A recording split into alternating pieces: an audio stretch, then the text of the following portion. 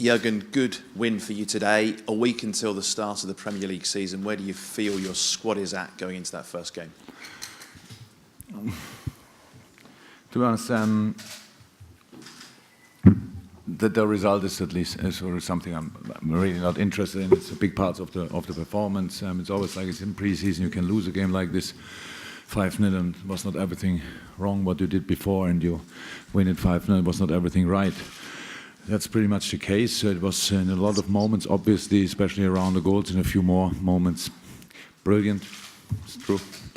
How we finished, how we scored in different situations, that was all good.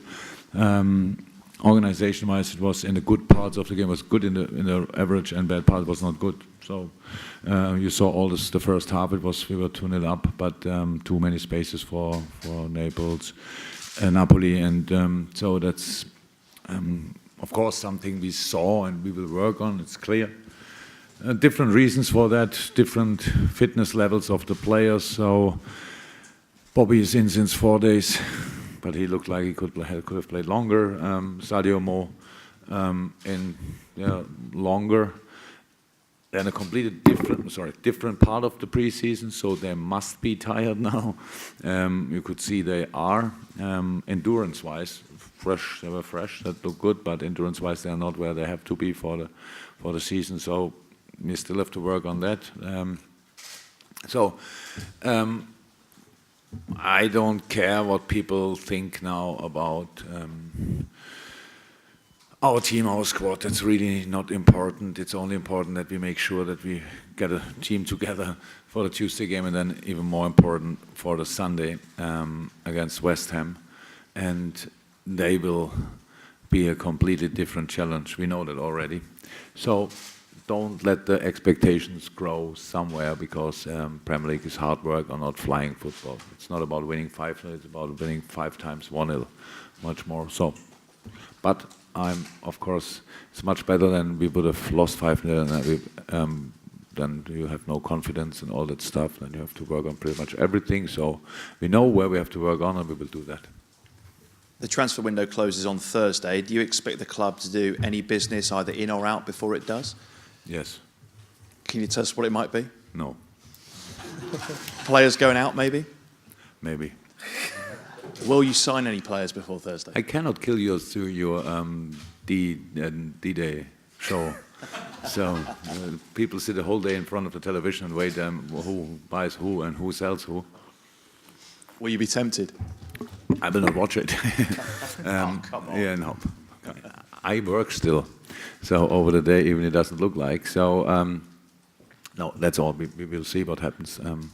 But obviously, if any player from my team is available, in every other situation in my life as a manager, I would have bought all of them, to be honest. So that's how it is, because they're all fantastic boys. They are able to play fantastic football, but in this moment the squad would be too big. That's true. That's true. We cannot make this, but it's not that that means for us that we give them for free or something like that. Liverpool is strong enough to keep all these players, and then we have we deal with that. But how is that? We are not there to make other teams stronger. That's not our job. Last one. And given the signings you have made and the money you've spent this summer, is this the strongest Liverpool squad you've ever had?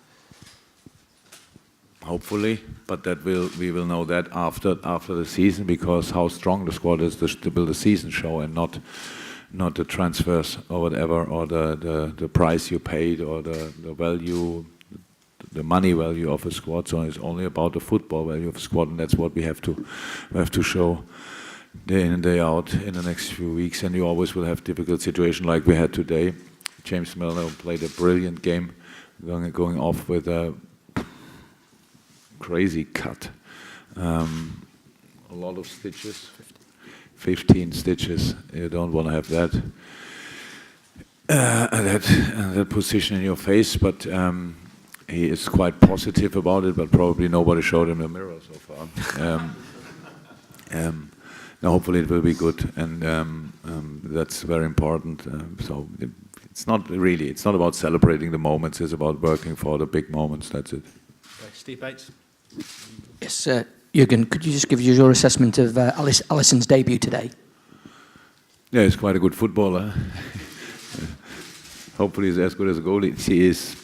All around good performance for the first game, especially it was. I think everybody can imagine what happens inside a human being in a situation like that. You play the first game after all the things that were written about it and all that stuff. So then playing against Napoli is, how I said, was the strongest side we played so far, 100%.